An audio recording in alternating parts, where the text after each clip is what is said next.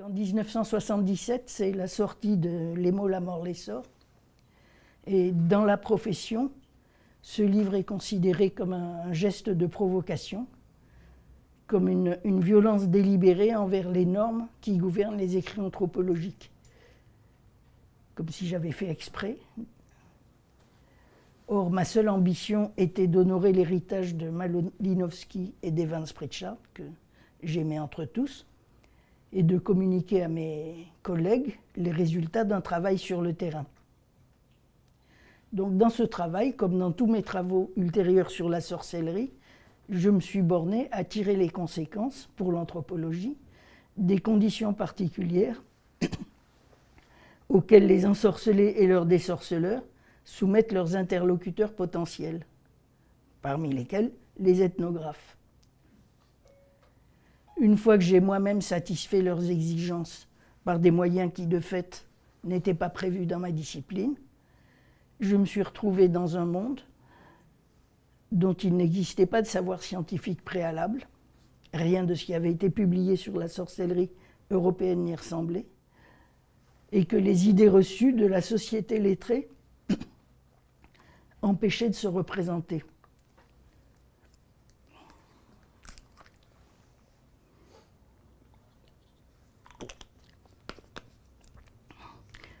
Donc j'avais jugé que le plus simple était de familiariser le lecteur avec cet ensemble d'étrangetés en lui proposant une suite de récits dont chacun nouait l'une des dimensions de la rencontre ethnographique avec l'une des flexions de la sorcellerie.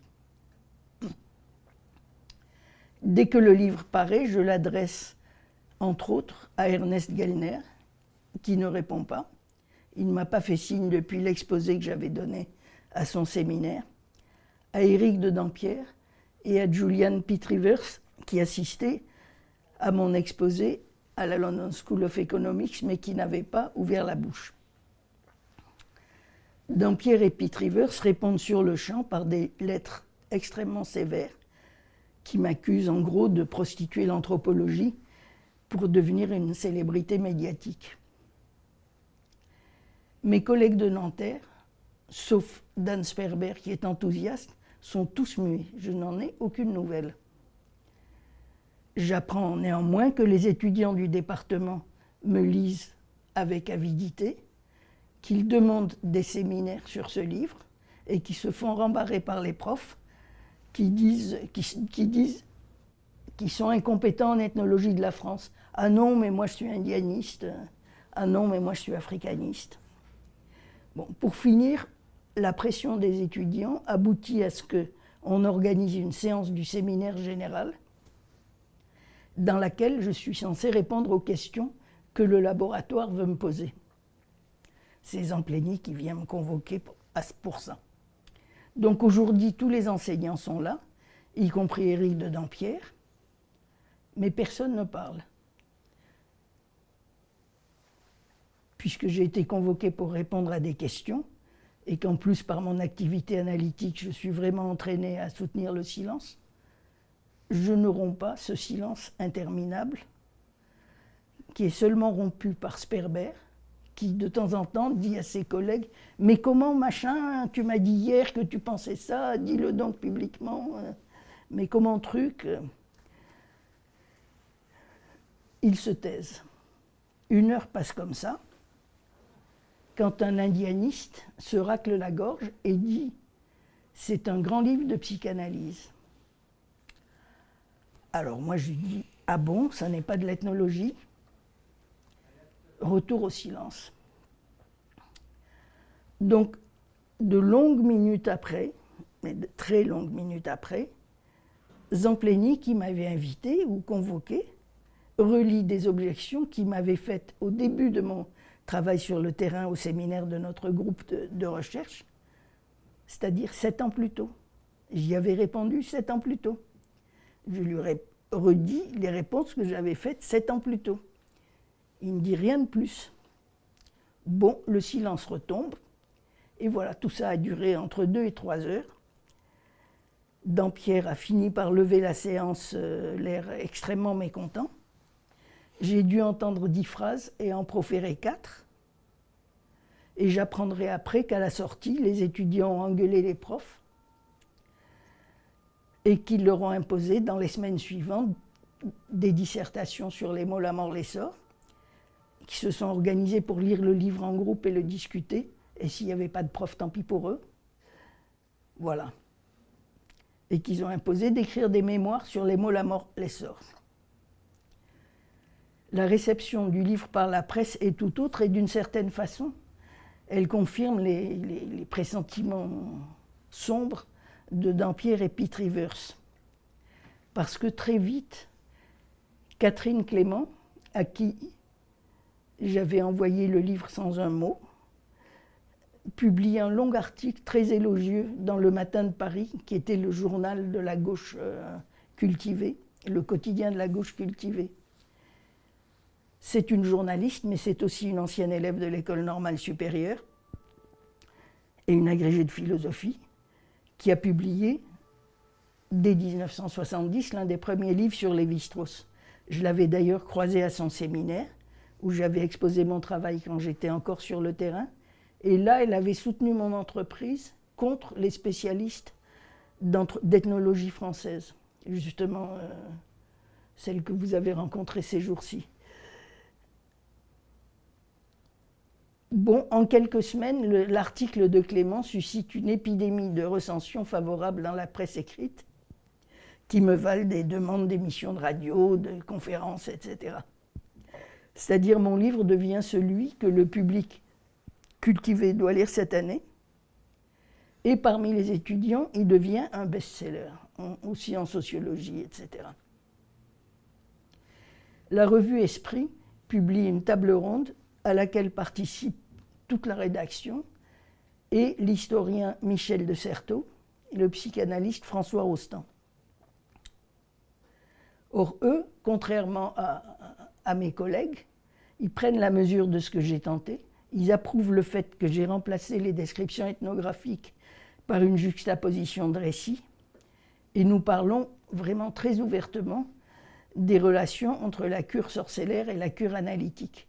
Et ils n'éprouvent pas le besoin, contrairement aux analystes que je rencontrerai plus tard, de dire que la cure analytique, c'est mieux. Ils disent « Ah oui, c'est ça, il y a simplement 2 dispositifs qui fonctionnent selon des principes très différents. » Je suis frappée du fait qu'au contraire de mes collègues anthropologues, ces intellectuels ne sont pas du tout dans une attitude de défense, ils sont très réjouis de voir quelque chose de nouveau paraître et souhaitent se l'approprier, que nous échangions à ce sujet. Par contre, les revues de sciences sociales réagissent à peine à l'apparition du livre. L'Homme publie en 1978 un bref compte-rendu qui rejette ma façon de procéder sur le terrain, mais sans dire pourquoi. Dire « mais non, ça n'est pas vrai, les indigènes ne vous obligent, les paysans ne vous obligent pas à ça ». C'est quelqu'un qui n'a jamais fait un poil de terrain. Et qui défend la mémoire de Wangenep, on ne doit pas y toucher. En 1979, Marc Auger, qui voit un peu mieux où pourrait être le renouveau, publie un papier très élogieux sur le livre, dans lequel il approuve ma conduite sur le terrain, mais il affirme, contre toute vraisemblance, l'identité absolue des sorcelleries africaines et européennes. Or, elles fonctionnent vraiment sur des principes opposés, c'est-à-dire l'une est une activité reconnue en Afrique, reconnue et acceptée légalement, avec des professionnels qui ont pignon sur rue, des maisons d'initiation qui sont une vraie maison dans un vrai village dans lequel on est initié sous le regard des autres, etc. Et dans le cas du bocage, c'est une activité clandestine, illégale, réprimée par les institutions républicaines, sans corps professionnel, dans laquelle il n'y a probablement pas d'initiation. Bon, c'est tout à fait autre chose. Bon, Dans Les mots, la mort, l'essor, j'ai annoncé à plusieurs reprises un deuxième volume consacré au désorcellement. Dès que la pression médiatique diminue, je m'enferme à la campagne pour me mettre au travail, car j'ai un matériau énorme. J'ai mon journal de terrain dont je n'ai utilisé qu'une petite partie pour Les mots, la mort, l'essor, parce qu'il y avait des gens dont je n'ai pas le droit de parler pour des raisons, je leur ai promis, enfin, qu'il ne serait pas question de... dont j'ai utilisé les déclarations et les histoires, mais en arrière-fond de ce que je racontais. Et environ 1000 pages de dactylographie, de séances que j'avais enregistrées chez ma désorceleuse, Madame Flora. À ce moment-là, j'ai compris le principe général de la cure, qui consiste en ceci. Le désorceleur doit obtenir du ménage ensorcelé, qui désigne un coupable, extérieur mais physiquement proche, c'est-à-dire à portée du regard, de la parole et du toucher, dont il accepte de faire la source de ses malheurs répétés. Le ménage ensorcelé doit alors s'engager dans des conduites d'agression indirecte envers son sorcier supposé, par le truchement de gestes, d'objets, de paroles symboliques ou de silences expressifs, tout aussi symboliques. Mais j'échoue pendant plusieurs semaines à organiser ma montagne de matériaux et je ne sais pas pourquoi je cale. Je suis étonné parce que j'ai écrit Les mots, la mort, l'essor sous le signe de l'évidence. Et une fois que j'aurai résolu le problème, mais ce sera 6 ans plus tard, je comprends ce qui m'a manqué. Je n'arrivais pas, en 1977, à identifier la manière précise dont le désorceleur s'y prend pour obtenir ce retournement des ensorcelés.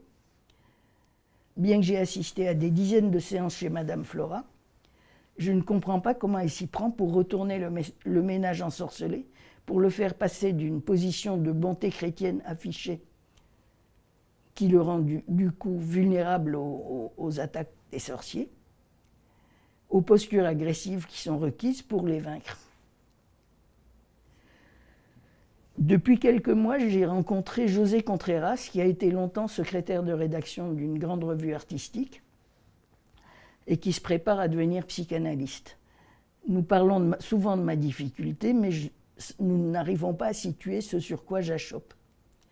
Comme je lui ai fait lire mon journal de terrain, elle me conseille de retarder ma confrontation avec le désorcellement en publiant ce journal. Ça me permettra en tout cas de répondre à une question que le public me pose à chaque rencontre. Mais vous, comment y êtes-vous entré ? Dan Sperber, lui aussi, m'engage à le faire, parce que quelques années plus tôt, à Nanterre, nous avons essayé d'organiser ensemble un séminaire de chercheurs et d'étudiants sur la façon dont on passe d'un événement vécu sur le terrain à une description anthropologique, à l'écriture d'un livre d'anthropologie. Or, aucun des chercheurs n'avait accepté, il disait « je ne veux pas déballer ma cuisine » devant les étudiants ou devant les collègues. Aucun chercheur n'avait accepté d'expliciter la manière dont nous fabriquons de la science. D'ailleurs, Sperber écrira en 1982 Le savoir des anthropologues qui réfléchit à ces questions-là aussi. Mon éditeur chez Gallimard, Pierre Nora, approuve ce projet tout en craignant que je le réalise seul, parce que c'est un journal personnel. Je lui présente José Contreras, dont la compétence éditoriale le rassure, et nous signons un contrat. José et moi, nous allons mettre 3 années pour produire un analogue exact d'une partie de ce journal de terrain, parce qu'à l'origine, c'était un outil de travail destiné à moi seul.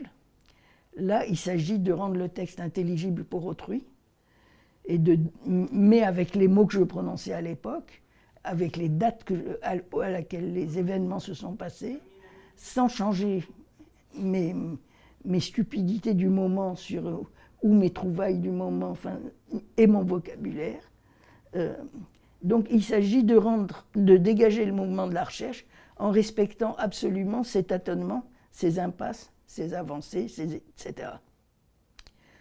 Nous commençons au jour de ma première prise de notes, le 18 juillet 1969, 10 lignes, et nous le concluons au 15 décembre 1970, le jour où j'accepte d'entreprendre un désorcellement avec Madame Flora. Et comme je vous l'ai dit plus haut, c'est là que les choses vont commencer. Donc, Corps pour corps, enquête sur la sorcellerie dans le bocage, paraît en 1981, avec un succès immédiat. J'apprends à ce moment-là que les mots La Mort, les Sorts ont très bonne réputation dans le bocage, ce qui est rare. En général, les livres d'anthropologie française valent des procès à leurs auteurs presque immanquablement. Et que Corps pour corps entre très vite dans les bibliothèques des établissements scolaires et dans les bibliothèques des familles paysannes qui comptent un étudiant.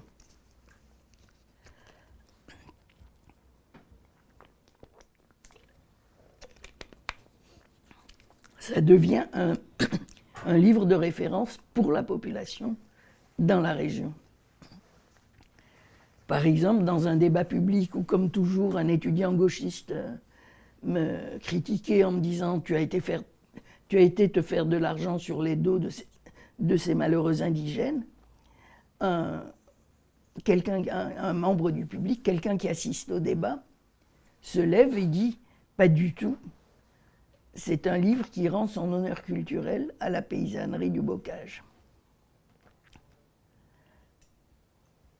Les revues de sciences sociales ne font aucun compte-rendu,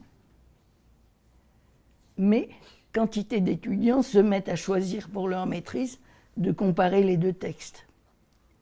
Les mots La Mort, les Sorts et Corps pour corps. Et ils emmerdent leurs professeurs qui me disent « mais j'en ai des valises !» Et ça, qu'ils soient africanistes, européanistes. Bon, entre-temps, Les mots, La Mort, les Sorts a été traduit en anglais. Et j'apprends que c'est aussi un livre que de nombreux étudiants euro-américains emmènent sur le terrain pour la première fois qu'ils y vont. Bon, après la sortie de Corps pour corps, José Contreras et moi nous projetons d'écrire ensemble la suite chronologique, c'est-à-dire mes entrevues initiales avec Madame Flora, l'histoire des cas des ensorcelés, le rendez-vous avec elle. Pendant que j'étais sur le terrain, j'ai connu plusieurs désorceleurs, mais je n'ai pu travailler et assister réellement au travail que de l'une d'entre elles, Madame Flora, parce qu'il fallait tout simplement être en cure avec elle, être lié avec elle. Donc une femme qui opérait avec des jeux de cartes et des jeux de tarot. Comme elle était impotente, elle ne pouvait pas se déplacer la nuit sur les fermes, comme le faisaient ses collègues. Elle recevait dans la salle à manger de sa petite maison de village, où elle pratiquait la divination, sur les cas d'ensorcellement apportés à ses visiteurs. Donc en mai 81, José Contreras et moi, nous pensons qu'un récit peut suffire à rendre sensible et intelligible le processus du désorcellement et ses effets sur les consultants. Nous rouvrons les documents que j'ai rapportés du bocage et nous avons beau les examiner, la matière se dérobe, tout ce qui est racontable a déjà été dans Corps pour corps et Les mots, La Mort, les Sorts. Le tableau des malheurs des familles ensorcelées est toujours le même, et le discours de Madame Flora, cité hors contexte, présente toutes les apparences de l'arbitraire et du ressassement. Ça est plutôt risible qu'intéressant. Or, quand il l'entendait, les ensorcelés, et moi aussi quand j'étais sa cliente, étaient fascinés. Ça ne produit pas cet effet de fascination si on le met à plat comme ça. Pas question d'étayer le récit sur mon vécu d'ethnographe, car il est clair que je n'ai rien compris.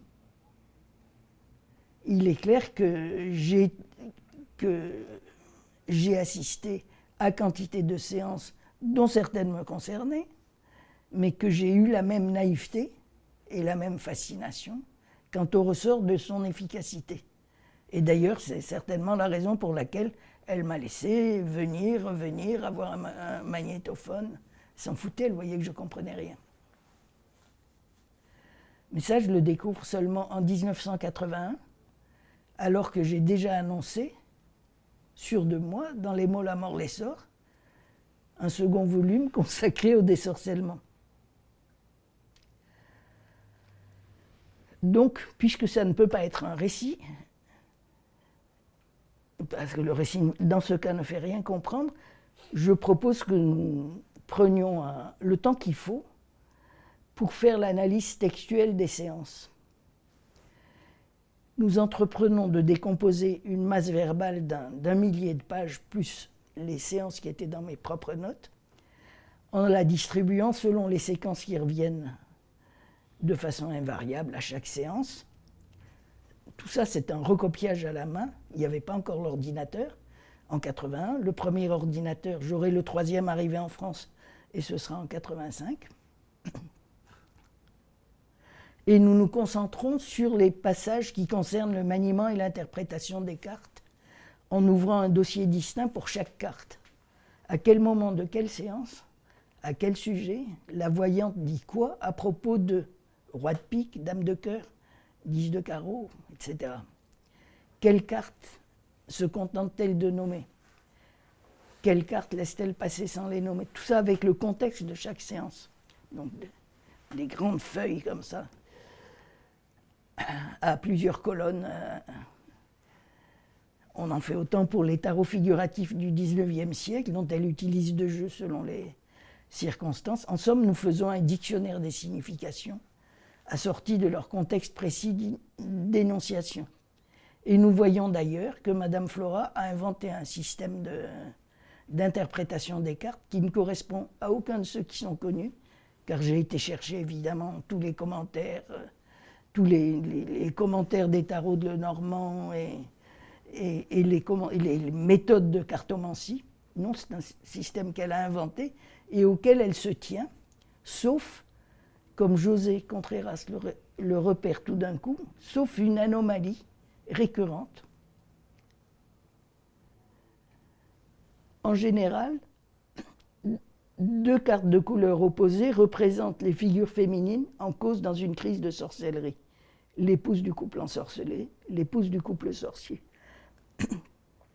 Or, dans certaines circonstances précises, et seulement et systématiquement dans celle-là, Madame Flora les inverse.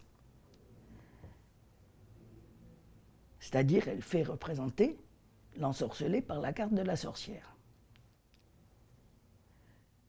Moi, je n'avais jamais repéré ce dispositif formel, mais j'en réalise tout de suite l'importance puisqu'il permet d'amorcer l'identification de l'épouse ensorcelée, pacifique et tragiquement menacée, avec l'épouse sorcière, agressive, terriblement vivante et menaçante. Et donc de provoquer une permutation décisive dans leur position. Ce que les commentaires après des patients nous font voir. Ce dispositif, je l'ai baptisé en hommage au linguiste romaniaque Hobson, l'embrayeur de violence, et à dater de cette découverte inaugurale, les ressorts du désorcellement tels que le pratique Madame Flora nous apparaissent l'un après l'autre sans difficulté majeure. Et l'action des désorceleurs que j'ai rencontrés ou dont on m'a rapporté les pratiques nous devient intelligible, eux ne travaillent pas avec des cartes, mais avec des rituels, etc.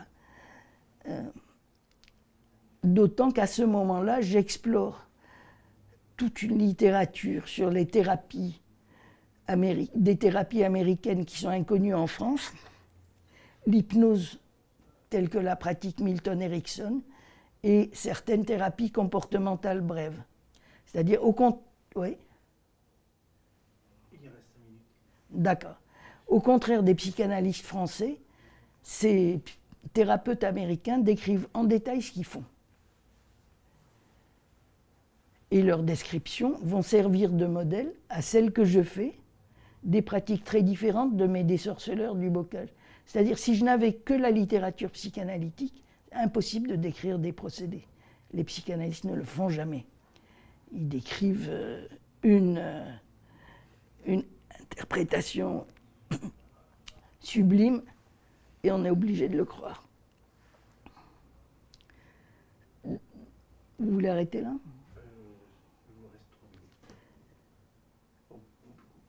Donc nous testons ces trouvailles à mesure de leur découverte dans des séminaires ou dans des revues d'anthropologie ou de thérapie.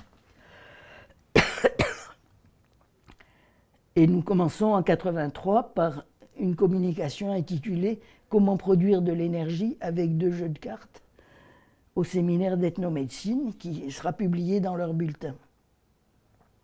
La suivante est un article en 1985 dans la Nouvelle Revue de Psychanalyse intitulé « La thérapie sans le savoir », au contraire des thérapies psychanalytiques qui savent tout le temps que c'est une thérapie, etc.